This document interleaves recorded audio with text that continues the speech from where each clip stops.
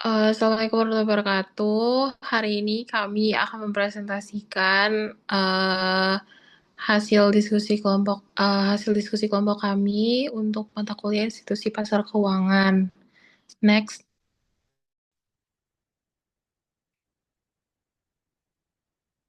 di sini ada anggota kami, saya Kailaus Anggira, kemudian ada Helsinki Andra Puspa dan Savana Kadarsyah.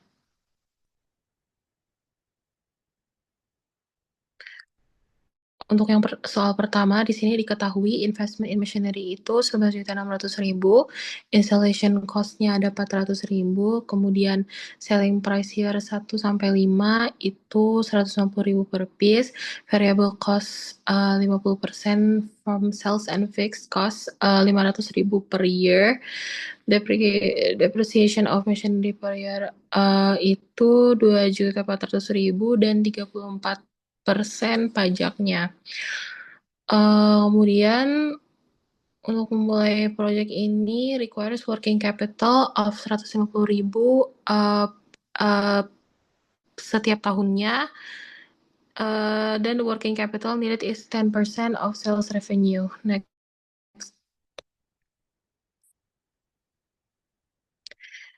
Dan di sini ditanya yang pertama itu menghitung total cash flow-nya, dan yang kedua adalah menghitung discounted payback period-nya, NPV, PI, and then of the project. Next. Jadi di sini NPV-nya itu sama dengan minus 12.150.000 ditambah 2.510.000 ditambah 3.798.000 ditambah 3.798, kemudian ditambah 2.694.000 dan yang terakhir ditambah 8.260.000. Kemudian hasil NPV-nya menjadi 3.103.02,3. Kemudian PI-nya itu menjadi 15.243.002,3 per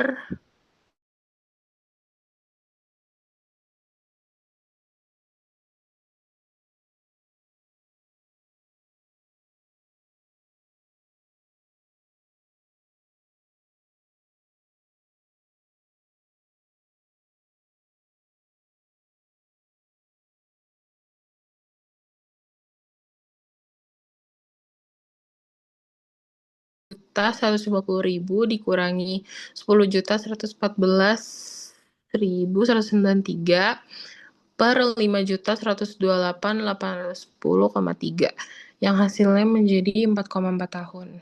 Next. Untuk kesimpulannya, jadi proyek ini layak untuk dilaksanakan karena menghasilkan NPV yang positif dan memiliki PI lebih dari 1 dan waktu pengembalian investasi yang wajar. Next. Nah, selanjutnya ada soal yang kedua. Ini tuh diketahui price-nya 400, variabelnya 230, kuantitinya 5.500, fixed cost-nya 50.000, dan bunganya 80.000, pajaknya 30%, number of share-nya 100.000. Next. Kalau dicari EBIT itu, rumusnya kuantiti kali P min V kurangi F. Jadi 5.500 dikali 400 kurangi 230 dikurangi 50.000. 5.500 dikali 170 dikurangi 50.000 hasilnya 885.000. Selanjutnya dicari BEP. Rumusnya itu FC dibagi P min VC. Jadi tadi kan diketahui FC-nya 50.000 dibagi 400 dikurangi 230. Jadi 50.000 dibagi 170 hasilnya 294.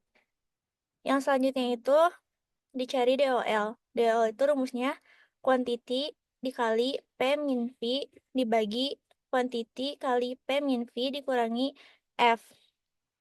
Jadi 5.500 dikali 400 kurangi 230 dibagi 5.500, 400 kurangi 230 dikurangi 50.000, hasilnya 1,06.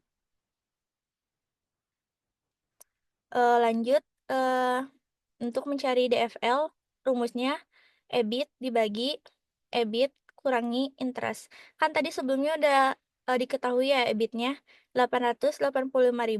Jadi 885.000 dibagi 885.000 dikurangi 80.000, hasilnya 1,1. Selanjutnya DCL. Jadi rumus DCL itu DOL kali DFL. Tadi DOL-nya 1,06 dikali 1,1. Jadi hasilnya 1,166.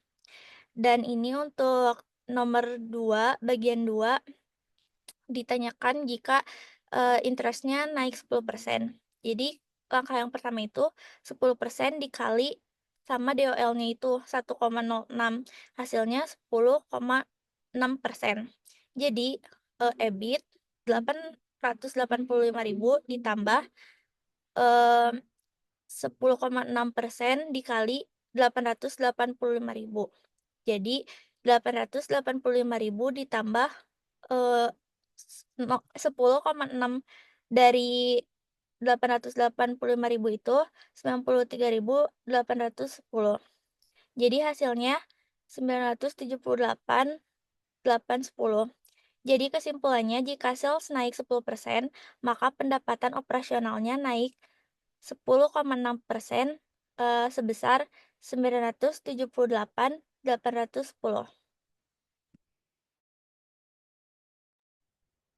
Selanjutnya, soal nomor 3, yaitu Jiva decided to establish a merging company to pursue a purpose, then A, using financial leverage where loans will be issued with an interest of 12% and principal debt of $5 and $2 million obtained by selling common share with the share price of $20 per share, tax 34%. Can be all of this using common stock where $7 million is obtained by selling $20 per share. Jadi tadi yang diketahui ada EBIT di soal nomor 2 yaitu 885.000, common share plan A 2 juta, plan B 7 juta, share price yaitu 20 per share, tax atau pajaknya 34% atau 0,34, preferred dividennya ada 0, interestnya 12% dengan obligasi plan A 5 juta dan plan B 7 juta. Yang ditanya ada 3, yang pertama ada menghitung IPS, rencana A dan B, menghitung indifference point, dan menggambar grafik IPS. Yang pertama yaitu kita mencari IPS untuk alternatif A dan alternatif B. Di sini IPS ada rumusnya, ada EBIT dikurangi 1 dikali 1 dikurangin tax dan dikurangin preferred dividend per jumlah lembar saham. Untuk alternatif 1 yaitu 885.000 dikurangi 600.000 dikali 0,66 per 100.000. Hasilnya adalah 1,8081. Plan B yaitu IPS-nya ada 1,668. Selanjutnya mencari indifference point, yaitu dengan menyamakan antara IPS 1 dan IPS 2, yaitu dengan rumus X min interest dikali 1 min tax dikurangi preferred dividend per NS. Di sini bisa dilihat, jadi X-nya adalah 840.000, yaitu indifference point. Selanjutnya ada mensubstitusi ke salah satu persamaan. X minus 0 dikali 0,66 dibagi 350.000, yaitu 1,584. Ini untuk IPS dari X 850.000.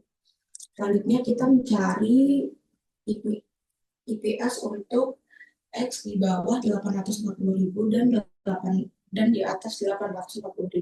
Yang pertama di bawah 840.000 kita ambil 800.000, kita mencari IPS alternatif satu dan alternatif 2. Yang pertama, alternatif A didapat 1,32 dan alternatif B didapat 1,51. Selanjutnya ada X di atas 840.000, yaitu kita ambil 1 juta. Kita cari alternatif A dan alternatif B untuk IPS-nya. IPS alternatif A yaitu 2,64 dan IPS alternatif B yaitu 1,89. Berikut untuk tabelnya, grafik IPS, EBIT IPS. Kesimpulannya yaitu, jadi jika EBIT lebih dari 840.000, maka alternatif yang dipilih adalah alternatif satu, dan jika EBIT kurang dari 840.000, maka yang dipilih adalah alternatif 2. Di sini karena pada alternatif satu pada X 800.000 itu alternatif yang dipilih adalah alternatif 2 karena lebih besar dari alternatif satu yaitu 1,51, dan pada X 1 juta yang dipilih adalah alternatif satu karena lebih besar dari alternatif 2 yaitu 2,64.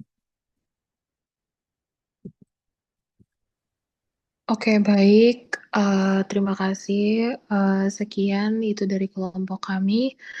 Assalamualaikum warahmatullahi wabarakatuh.